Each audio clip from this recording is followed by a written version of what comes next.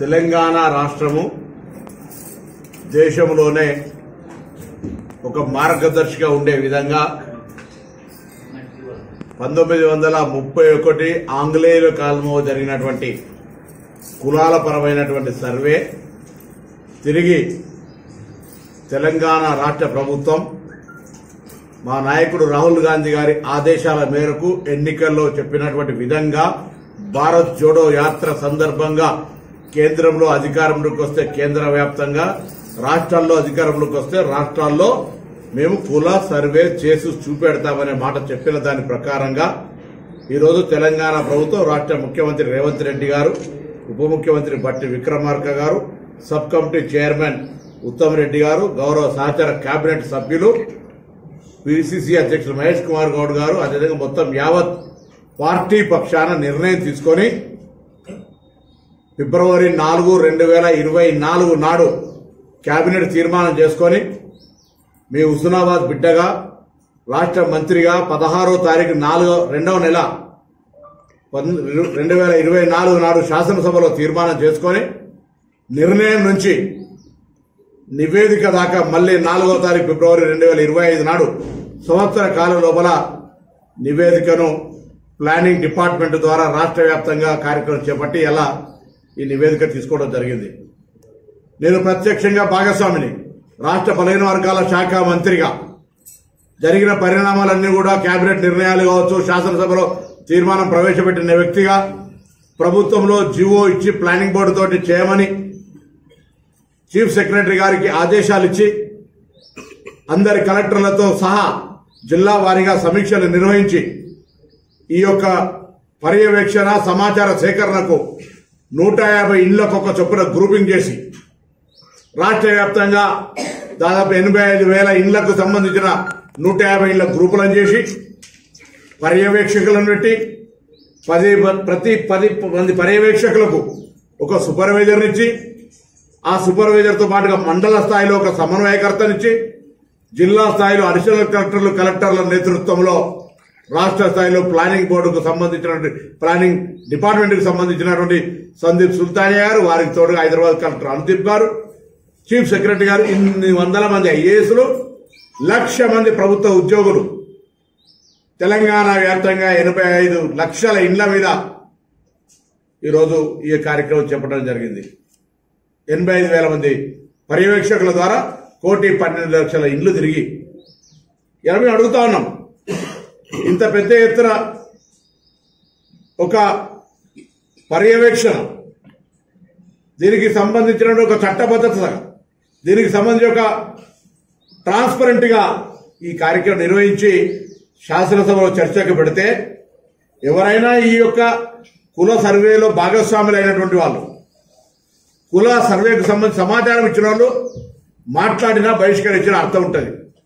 నా కేటీఆర్ గారు కానీ, హరీష్ రావు గారు కానీ, కేసీఆర్ గారు కానీ ఈ యొక్క సమాచార సేకరణకు ఎక్కడ రెస్పాండ్ కాలేదు, వాళ్ళు సమాచారం ఇయ్యలేదు. కానీ సభలో మాత్రం ఇందుకు నిరసనగా బహిష్కరించిపోయారు. అసలు వాళ్ళకేం హక్కు ఉందని అడుగుతున్న బలహీన వర్గాలకు సంబంధించి కనీసం న్యాయం చేయాలనే ఆలోచన లేనటువంటి వాళ్ళు అధికారంలో ఉన్నప్పుడు ఈటెల రాజేందర్ ఒక బలహీన వర్గాల నాయకుడిగా నేను కూడా ఇచ్చేదారంటే మెడల్ వంటి బయటికి ఎంటేసినటువంటి పరిస్థితి మనందరం చూసినాం. ఇవాళ టీఆర్ఎస్ పార్టీకి సంబంధించిన రాష్ట్ర అధ్యక్షుడు కేసీఆర్ గారు, కార్యనిర్వాహక అధ్యక్షుడు కేటీఆర్ గారు, శాసనసభ పక్ష నాయకుడు కేసీఆర్ గారు, ఉపపక్ష నాయకుడు హరీష్ రావు గారు. ఎట్లా సాధ్యం? ఒక పదవి బీసీకి ఇచ్చిండ్రా, ఒక పదవి ఎస్సీకి ఇచ్చిండ్రా? మీరేం మాట్లాడారు బలహీన వర్గాల న్యాయం. ఇప్పుడు జరిగినటువంటి ఈ అంశం మీద మాత్రం విమర్శ చేస్తూ ఉన్నారు. భారతీయ జనతా పార్టీ ముఖ్యమంత్రిని బీసీని చేస్తా అన్నారు. ఆఖరికి శాసనసభ పక్ష నాయకుడు పాయల్ శంకర్, ఆదిలాబాద్ ఆయన మంచి బీసీ నాయకుడు, ఆయన చేయలే, మహేశ్వర్ రెడ్డి చేశారు.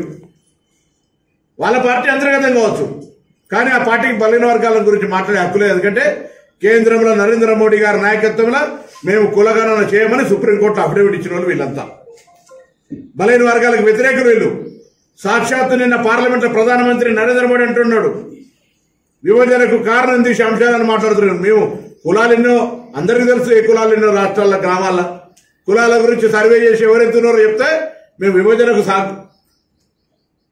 ఇది ఒక మంచి సంప్రదాయం కాదంటాడు. అసలు దేశంలో మతం పేరు మీద ఒక అనేకమైనటువంటి విధ్వంసాలు సృష్టించి ఓట్ల రాజకీయం కొరకు వాడుకుంటుంది మీరు.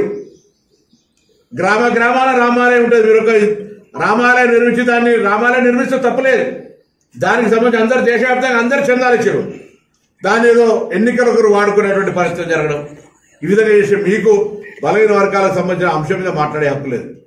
ఇక సర్వేకి సంబంధించిన బీసీ మేధావులు, బీసీ ఉద్యమకారులు, బీసీ విద్యార్థి నాయకులకు నిన్న కూడా విజ్ఞప్తి చేసిన, రేపు హైదరాబాద్ కనుక వాళ్ళందరినీ ప్రత్యక్షంగా కలుస్తా ఉన్నా.